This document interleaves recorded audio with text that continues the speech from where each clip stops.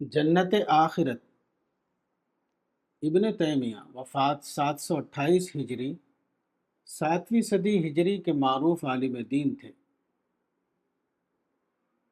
ان کے شاگرد کا نام ابن القیم الجوزیہ وفات 751 ہجری نے ان کا ایک قول ان الفاظ میں نقل کیا ہے: ان فی الدنیا جنتا من لم يدخلها لم يدخل جنت الآخرہ، مدارج السالکین جلد 1 صفحہ 452۔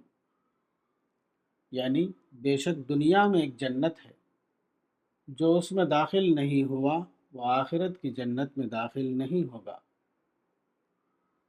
انسان کا مطالعہ بتاتا ہے کہ ہر پیدا ہونے والا انسان ایک اندیکھی جنت کی تلاش کے ساتھ پیدا ہوتا ہے۔ وہ اسی اندیکھی جنت کو پانے کے لیے ساری عمر سرگرداں رہتا ہے، مگر کوئی شخص اس مطلوب جنت کو حاصل نہیں کر پاتا یہاں تک کہ وہ دنیا سے چلا جاتا ہے۔ یہ اندیکھی جنت کیا ہے؟ یہ جنت وہی ہے جس کو انسان نے پیدائش کے وقت دیکھا تھا، لیکن اس کے بعد شجر ممنوعہ کا پھل کھانے کی وجہ سے وہ اس سے محروم ہو گیا۔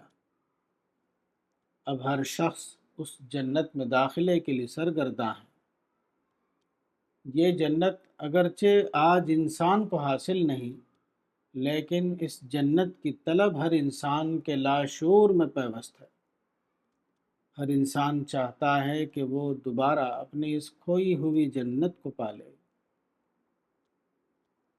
قرآن میں ہے کہ اللہ رب العالمین انسان کو اس جنت میں داخل کرے گا جس کی اسے پہچان کرا دی گئی ہے۔ سورہ محمد سورہ نمبر 47 آیت 6۔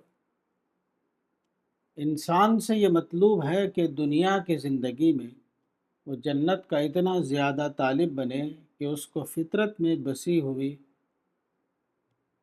اس جنت کی معرفت ہو جائے۔ جنت کی یہی معرفت ابدی جنت کا ٹکٹ ہے۔ انسان کی اعلیٰ خواہشیں اسی جنت کا پیشگی تعارف ہیں۔ متلاشی انسان یعنی سیکر وہ ہے جو اپنی بڑھی ہوئی معرفت کے ذریعے جنت کا تصوراتی ادراک کرتا ہے۔ غیب میں چھپی ہوئی جنت کا یہی گہرا ادراک ہے جو آدمی کو یہ حوصلہ دیتا ہے کہ وہ قربانی کی قیمت پر اس کا طالب بن سکے۔ اگر ایسا نہ ہو تو کوئی شخص آج آنکھوں کے سامنے موجود دنیا کو قربان کر کے کل کی جنت کا امیدوار نہ بنے۔